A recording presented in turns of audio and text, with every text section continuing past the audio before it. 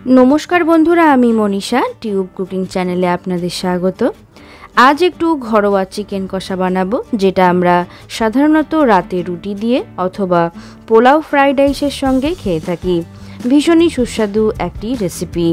बांगालिर घरे घरे पद्धतिर एकटू एदिक ओदिके सकलेई बानिये थाकेन एई रेसिपि। तबे आमार छोटो छोटो टिप्स फलो करे बानाले आशा करी रान्नाटा एकदम निखुत बानाते पारबेन। चलुन शुरू करा जाक।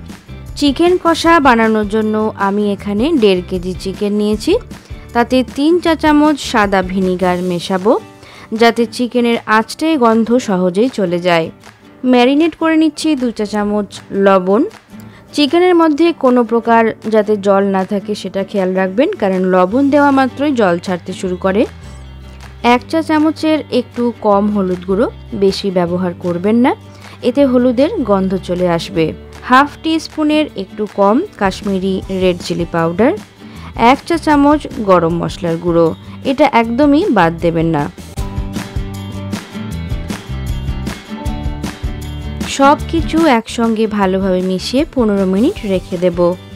एई पर्याये कोनो प्रकार टक दई व्यवहार करबेन ना।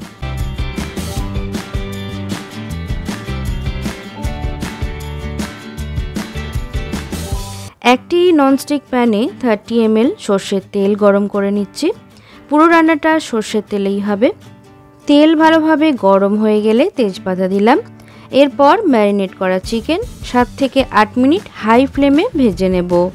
গ্যাসের ফ্লেমটাকে কমাবেন না, না হলে প্রচুর পরিমাণ জল বেরোতে শুরু করবে। হাই ফ্লেমে থাকলে একটু কম জল বেরোবে।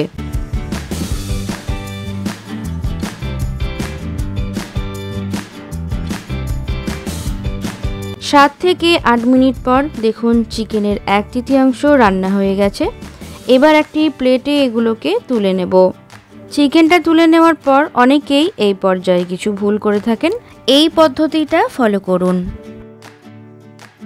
এই তেল সহ চিকেনের জলটা একদমই ফেলবেন না বা গ্যাস চালিয়ে শুকিয়েও নেবেন না। এটাকে একটি বাটিতে হাতার সাহায্যে তুলে রাখুন। এবার এই প্যানটাকে একটি টিস্যু পেপার দিয়ে মুছে নিন, বা ননস্টিক ছাড়া অন্য কোনো প্যানে রান্না করলে সেই প্যানটাকেও একটু জল দিয়ে ধুয়ে মুছে নেবেন। আবারও 150 ml সরষের তেল গরম করে নিচ্ছি। এই রান্নায় একটু বেশি তেল ব্যবহার হয়। তাতে তেজপাতা, গোটা শুকনো লঙ্কা, গোটা গরম মশলা এবং একটি ফাটানো বড় এলাচ ভালোভাবে নাড়াচাড়া করে নিচ্ছি। এবার মাপ করে 750 গ্রাম কুচনো পেঁয়াজ তেলের মধ্যে দিয়ে দেব। পেঁয়াজ কুচি লালচে না হওয়া পর্যন্ত ভেজে নিতে হবে।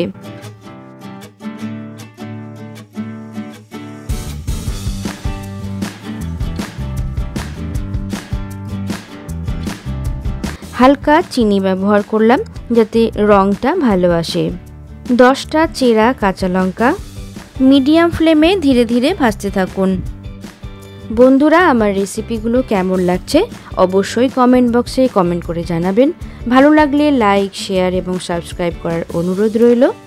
আমার চ্যানেলে চিকেনের আরও অন্যান্য রেসিপি রয়েছে, ডেসক্রিপশন বক্সে লিংক শেয়ার করে দেব, চেক করে নেবেন। আশা করি ভালো লাগবে।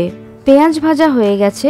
এবার দিলাম 2 টেবিল চামচ রসুন বাটা, 1 টেবিল চামচের একটু বেশি আদা বাটা। আদা বাটার সঙ্গে একটু গোলমরিচ বেটে নিয়েছি, এতে স্বাদটাও বেশ ভালো হবে।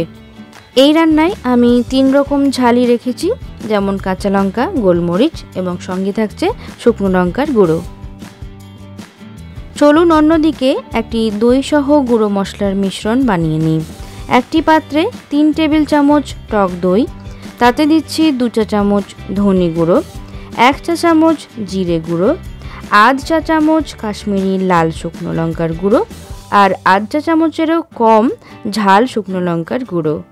দইটাকে মশলার সঙ্গে ভালোভাবে ফেটিয়ে নিন।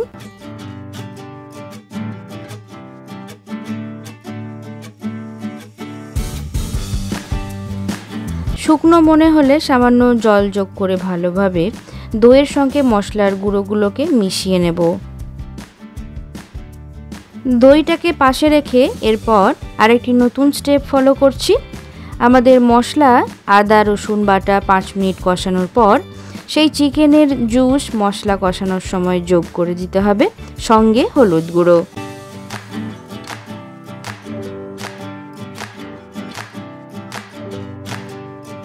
আরও 5 মিনিট কষানোর পর দিয়ে দেব দইয়ের মিশ্রণ।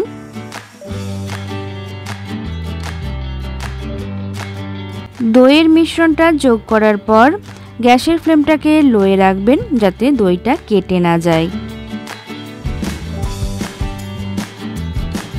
দইটা তেল ছেড়ে না আসা পর্যন্ত কষাতে হবে। মশলাটা দেখুন একদম রেডি হয়ে গেছে।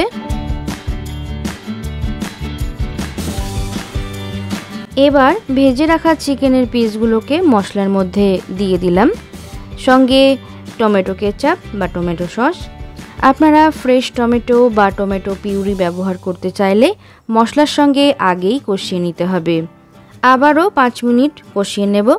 চিকেন 1/3 কুক আগের থেকেই ছিল।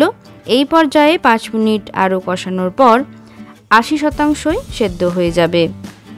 এই রান্নায় আমি 1.5 কেজি চিকেনের জন্য 180 ml সর্ষের তেল ব্যবহার করলাম। আপনারা চাইলে নিজের মতো কম বেশি করে নিতে পারেন, তবে টেস্টের সাথে কম্প্রোমাইজ না করলে এটাই ফলো করুন। 5 মিনিট পর গ্রেভির জন্য হালকা গরম জল দিয়ে দিলাম, খুব বেশি দেব না।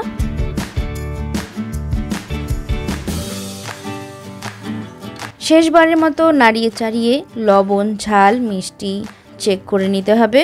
চিকেনের মধ্যে আগের থেকে লবণ দেওয়া ছিল, গ্রেভির মতো আর একটু লবণ দিলাম, সঙ্গে গরম মশলার গুঁড়ো।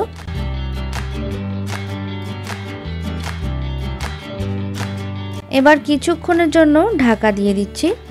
ঢাকা তুললেই দেখবেন ওপরে তেল ভেসে উঠবে। রান্না আমাদের একদম কমপ্লিট।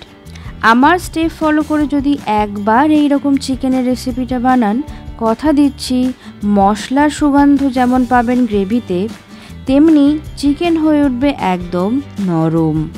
তাহলে পোলাও, ফ্রাইড রাইস অথবা ভাত অথবা রুটি জাতীয় খাবারের সঙ্গে এই রেসিপি পরিবেশন করুন, সকলে হাত চেটে পুটে খাবে।